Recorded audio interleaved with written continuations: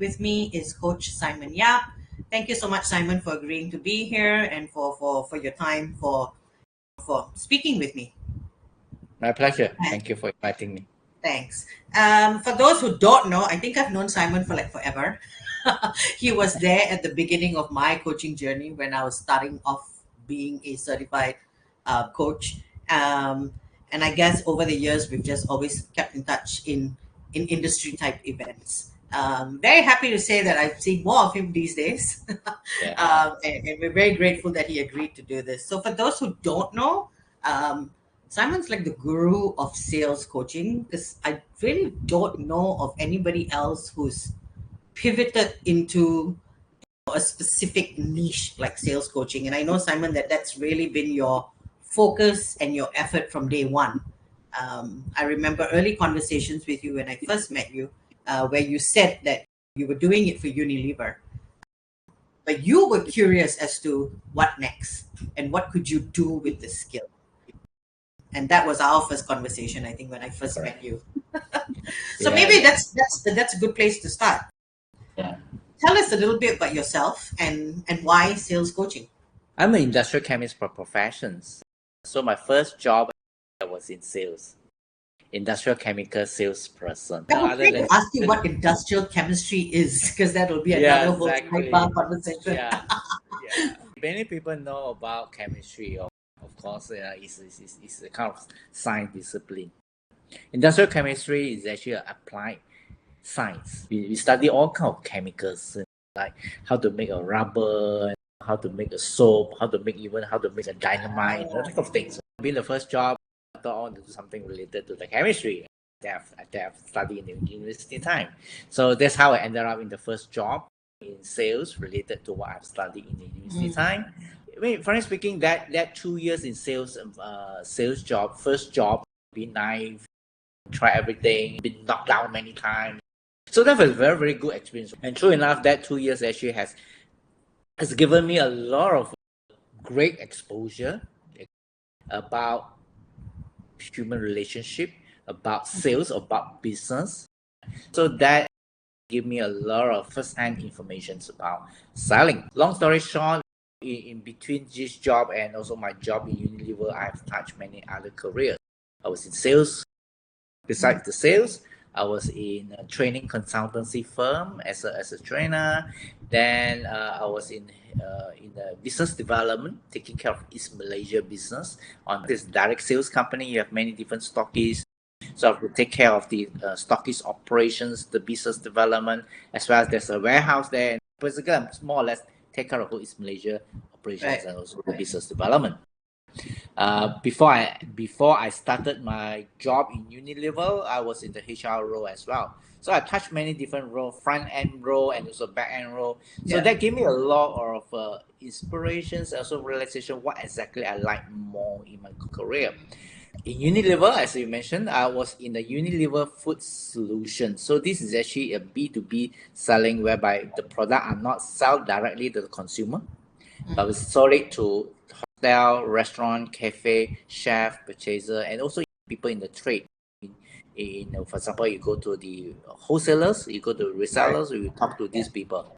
I was there as a Southeast Asia sales training manager. So that's how I got into lot more in selling. Kind of environment. I don't get involved in selling directly, but helping the salespeople, learning about their selling skill, beside the training, work with them in the field. We call field sales, field trip. Work with them in the sense that coaching them to become better and better in their selling. And there are times I also work with the sales leaders, coaching them, demonstrating to them how do you coach your salespeople in the field. So that it's not always me being the coach working with the salespeople. The sales leader also get involved, and this is why we are trying to build the entire sales coaching ecosystem. That we will become more sustainable rather than just depending on one sales coach and work with many salespeople in the field. So that's how you were still considered in-house, right? Yes, correct. Okay. You're right. I was there almost 6 years. This is how I fall in love with sales coaching in that sense. But how did you know? So how did you know that from there that coaching was what you wanted to focus on? Yeah, that's a very good question because in my role there, being the sales training manager, people always relate, oh, sales training manager, your job is just doing sales training, which Mm. is actually a big chunk of it. You need to train Yeah. salespeople. However, over the years, I also realized that yes, training does does play a big role in building salespeople capabilities. Mm. However, what is still missing is always about how do you sustain, how do you retain those learning. Training is basically what, 2 days, 3 days, or maybe Correct. you do a refresher course 6 months down the road, or maybe 3 months down the road. Yeah. That is still very short term. And I also realized that to help the salespeople to sustain that learning momentum, it's always very important to find something that is actually can support them after the training. Mm. Yeah. Mm. So that's where the field coaching come into the place. And also the developmental conversation. When I say developmental conversation here, meaning to say check in with the salespeople about Mm. their well-being. After they've gone through the training, how's that going for them? Mm. Which part of their job actually they feel a bit Mm. struggle? Which part of the job they feel a bit easy to handle after training? That kind of conversation sometimes is needed, Mm. not just by a sales coach. It's Right. also mainly by the sales leader who manage the team, who need to have that kind of constant check-in conversation with the salespeople. So that's what I'm saying is creating the entire ecosystem become more Correct. and more. Correct. And so to that point, I was going to ask, did they know that an ecosystem needed to be built and therefore what can we do better? Or did it take you going in and highlighting to them that you need something longer term in order to gain stickiness? Okay. um, how Mm. did that happen? It can be both ways because in an established organizations, they already have certain structure that Okay. that allow us to build that. So we need that kind of infrastructure. We did that kind of system, the framework to help us to do that. However, that I will consider only the hardware, the hard, Mm, the hardware part. The correct. software part is always about the leaders. It's always about like how we make it alive, how we Yeah. how we make good use of those infrastructure, which is actually always not perfect. We need to Mm. continuously to refine them, refine the structure that localize to the culture, that localize to the way how people do things. I can totally understand that. And actually, this also gives way to my next question, because clearly, and we've talked about this many times, whether the two of us or whether in different Yeah. contexts, it's about how a coaching culture can only be built if the leaders buy in. In your case, you started with a division, Yes. right? But Right. even with that, you're saying it needed to permeate to its leaders. How did you manage to do that? Like, what was the climb up to to make sure that the leaders knew that this was what was required?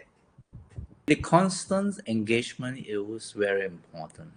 The constant engagement here meaning to say, much that we say we are coaching a salesperson, we are also holding the leaders accountable for developing the people. Say, for example, if I were to coach a salesperson, without the presence of the leader on that day, whatever conversation I have with the salesperson, there's a journal that we log about what have been achieved on that day.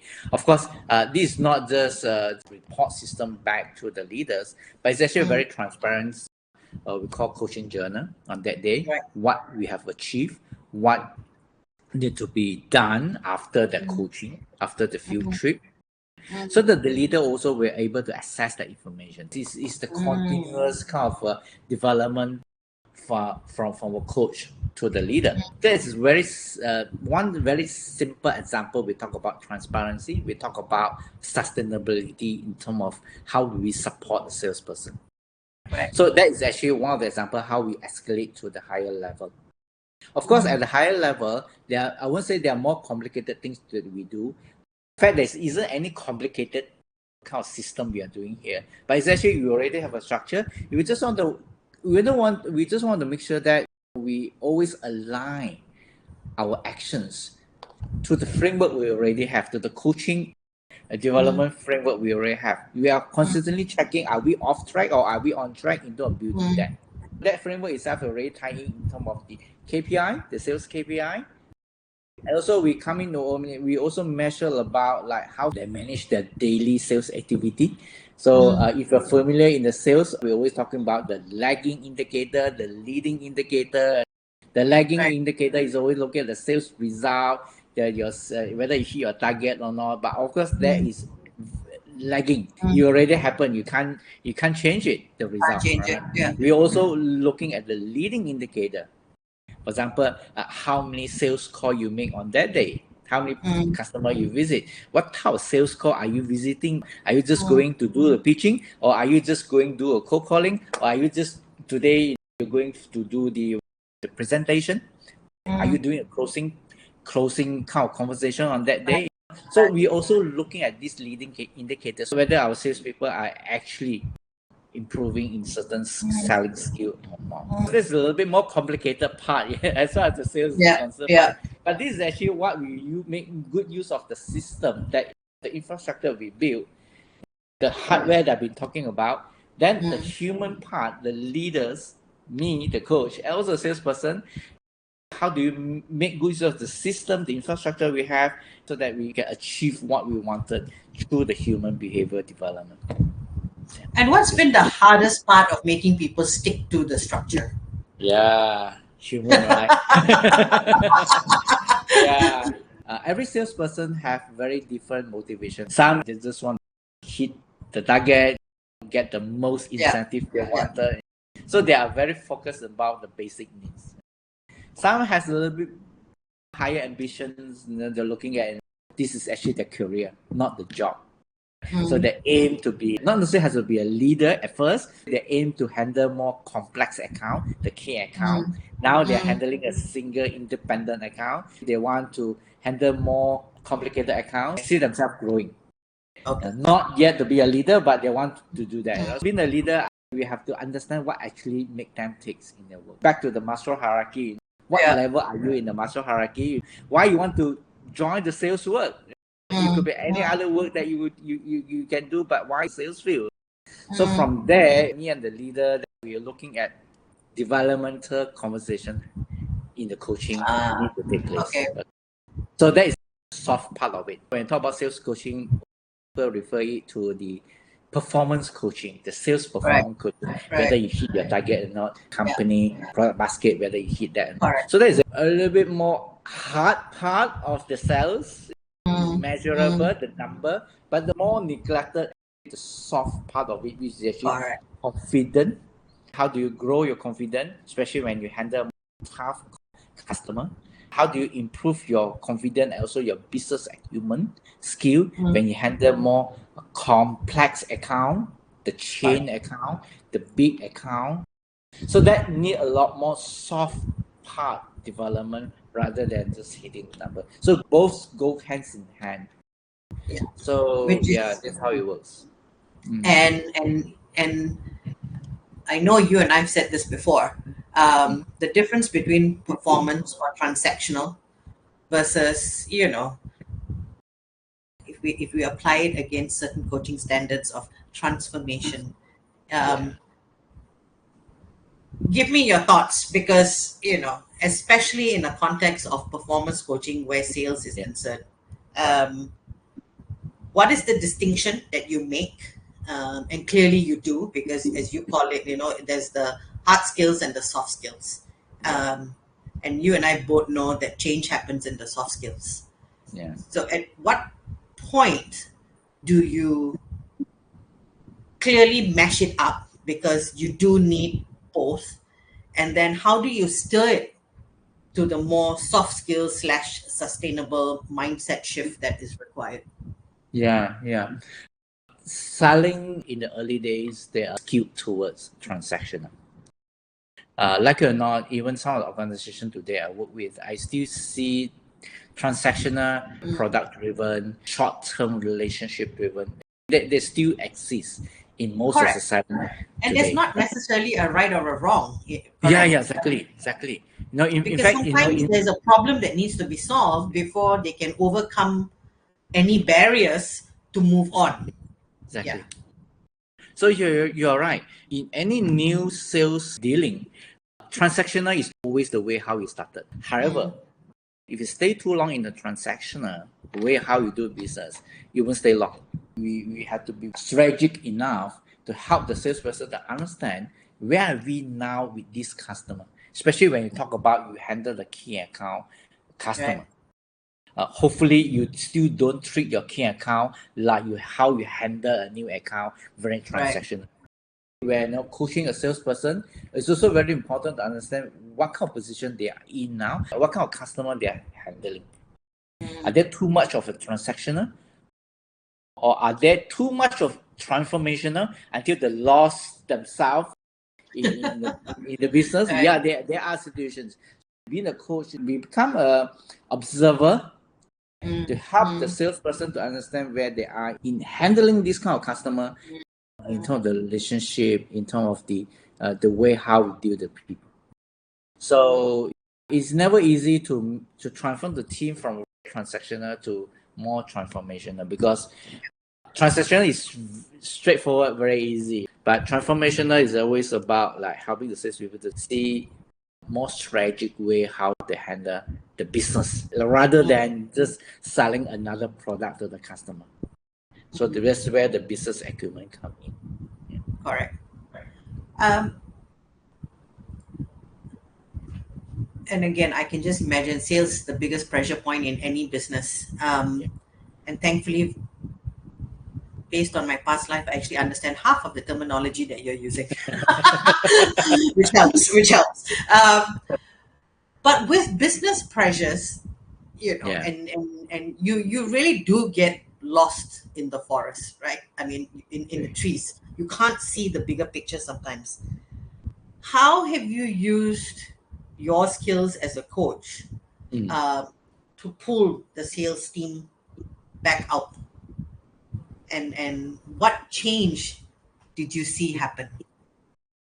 There are two things I always look at. First of all, the numbers, the target. Every year you have certain target, not just the number, but maybe certain market segment you want to penetrate.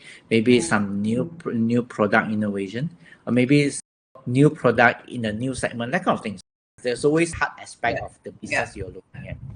At the same time, I also talk to the HRBP. What is your inspiration for your team this year, or maybe Mhm. beyond? So that's actually the soft part of it, because we can't lead the team like turning the number kind of a machine. So I also need the HRBP help for the team to be the next higher level to achieve that number. Every year the number goes up.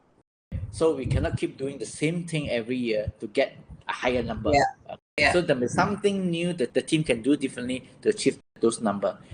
And that is not about how many more strategy you have. That's Mm. not about how many more new tools you introduce in the market. That's not Yeah. about how many more marketing strategy you have. Of course, they are important, but that much you can do with those hard aspect of the business. The people, Mm. the people itself need to be elevated to the higher level in terms of capability. It could be the innovation skill, it could be their creative thinking skill, it could be the Yeah. critical thinking skill, it could be the courageous they have, anything, the soft part of it. Yeah. No, I hear you. I totally believe that it's a team effort. Yeah, there's, there's no way one person can do it. exactly. Um, what have been some of your hardest cases or challenges? Wow, that's a lot. The hardest one is they felt that they are good. I don't need any coaching, yeah, especially those top achievers. So particularly when you talk about top achievers, they know what they are doing. They felt that coaching is something that someone has problem. That's why a coach come in and coach them. So I don't have problem. Why are you gonna work with me? I'm hitting my number. Okay, what else you expect from me? So this is one example. Mm. Another one Mm. is those who struggle with understanding about the business. It might not be a right fit for them. They want, they always inspire to be in salesperson because maybe certain factor like the remuneration package, the freedom they have. Correct. But Correct. however, they're not confident enough. The willing is there, but it's not enough for them to become a great salesperson in what they do. So I always discuss with the leader. We'll talk about like, would this You person have coach other them out. strength that, yeah, I'm not really coach them out. Well, of course, it's not really a coaching conversation anymore already. It's more like the career developmental conversation to look at whether is there any other role in sales that might suit the person. Maybe sales operational role, or maybe a support role, that kind of things. At least the person still able to be involved as part of the sales. Right. Yeah. You're very kind. What do you think is currently working in sales coaching? And what do you think needs to radically evolve? What I noticed in the recent year, when I work with the leaders, I realized that they really understand coaching itself. And thanks to many coaching school around in town, so more and more sales leaders at least enroll themselves to the coaching programs, whether be it a certification program or non-certification program, but at least they have some exposure what coaching all about. However, there are situations whereby after attending the coaching program, they might not have a good support system in their work environment. Some organizations, for example, like I know in the pharmaceutical line, insurance industry, they already have the sales coaching infrastructure. Mm. And there are still many other organizations they have, but somewhat more the performance coaching kind of structure, whereby I measure whether you hit the KPI or not. I coach you based on the KPI, that kind of thing. So I feel that if really we want to build a more sustainable coaching culture, we need to have a solid, more robust ecosystem. When I say ecosystem, doesn't mean that you have to have the big engine in the organization to do that. You always start with the small steps. When I work with a client, I always looking at what is one small step we can start building infrastructure, some ecosystem in the organization. The easiest way, start from the field sales coaching. All you need is actually a simple structured coaching journal, calendar that you plan it out. Who do you coach? So it's not very complicated way how you set up this field sales coaching. And you start from there. Once you start from there, then the next step will be start looking at how do you make it habitual, how do you make it consistent beyond the performance coaching. Now we start looking at the developmental coaching conversation, where the conversation take place not just in the field, but also in the office. Talk about career development, talk about the being part, not the doing part. The field sales Correct. coaching, a lot doing. Doing. Yeah. We focus. The developmental conversation in the office, focusing on the being part. So when these two come together, it complements. That's how you build the salespeople capability. Yeah, no, that totally makes sense to me. Yeah. Sometimes get into conversations about the two, right? The doing and Yeah. the being, and I always feel that there will always be a certain amount of doing in any coaching conversation, to be honest, because unless you get through that, then there is no being. Yeah. And that's my personal point of view. Yeah. Fully agree, because it focused too much on the being, everything become a loaf. Couldn't see the actions, we couldn't see the result related to what you are coaching about. Yeah. Yeah. Interesting. What after 20 years still motivates you to coach? I think the self-fulfillment is the greatest reward. Like when you see the aha moment, when you see the person shift. I still have many of my coachee, whether in the Unilever days or even now my current client, we are still in contact. I see their grow in their career. The salesperson that I coached many years back, today are the sales director. The salesperson that I coached in the past, today they are entrepreneur. I have one key account manager that I coached many years back in Unilever day. Today he's one of the very successful F&B entrepreneur in town. That kind of fulfillment I think money couldn't buy. That kind of story that I see, the life story that I can see, become a very important source of energy for me to keep going in what I'm I doing. like that source of energy. Nice. Yeah. And if there's one thing you could change in coaching, Mm. it doesn't need to be a policy. It doesn't need to be, but like even if it's just the way people perceive coaching, what would you do? Well, in sales, I always wish to see more sales leader practice coaching, not just an event, but a daily conversation Habit. with the people. Yeah, a Mm, habit. You're right. In coaching, particularly in sales coaching, I still feel that many take this as an event. It's just like the appraiser. It happened yeah. twice a year. And some company even happen once a year only, mind you. Correct. So when you become an event, out of sight, out of mind. And you can't blame the salespeople have a very different opinion about what coaching is all about because it's not happening every day. I feel that we don't have to tell people this is a coaching conversation, but that conversation itself is non-directive. It Mm, inspires people to do something, mm, become more braver. Is the word braver? yeah. Then or become lighter after the conversation. That itself is a coaching conversation. Coaching. Correct. I do like what you said about building habits, tracking your journal, using the journal to track that. Mm. I can see how that potentially is something that you know you might want to expand upon,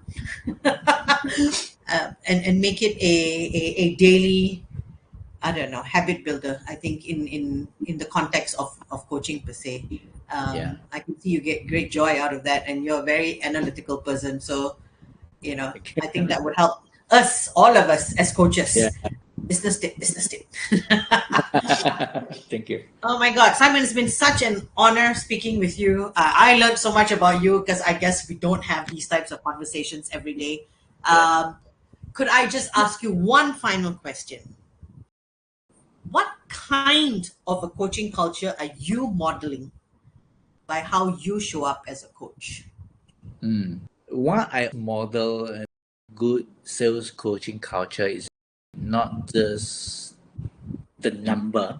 When the company progress into the business, achieving the numbers, at the same time, I can feel the energy of the team working cohesively as a team.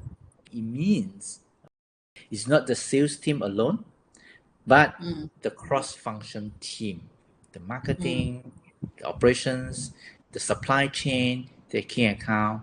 You can see they're really gelling together. Each one understand their role clearly. mm, Each one play their role actively. I can feel the energy. They are really enjoying working together as a mm, team because they know the goal of the company is not just hitting number, but there's something more purposeful for them inside them, each one of them. mm, That's where the HRBP become very important role, become the lubricant of the engine. Sales mm, number could be the engine you are building, but you need the mm, lubricant to keep this engine running and mm, running mm, without burnout. So that itself is always about the team spirits, the sense of belonging from the team. So that is the model. How do you build that kind of sales coaching culture whereby you have the hardware, you yeah, also achieve the software at the same time? yeah, Yeah, so that's actually how it should work. yeah. And on that note, Simon, I got to tell you, I think you use the word energy all the time, and you say that that's you get your source of energy. But I have to tell you, I think you are the source of energy for many others. Thank you. Um, it's been a wonderful conversation. I've enjoyed this so much, and I really do hope to catch up with you again soon. My pleasure. Thank you so much. Thanks so much, Simon. You take care. Yeah, thank Bye. you. Bye. Thanks for watching the video. I hope you enjoy it and find something useful for yourself. Remember to click the like button and share it with others. So that's all for now, and I will see you another time.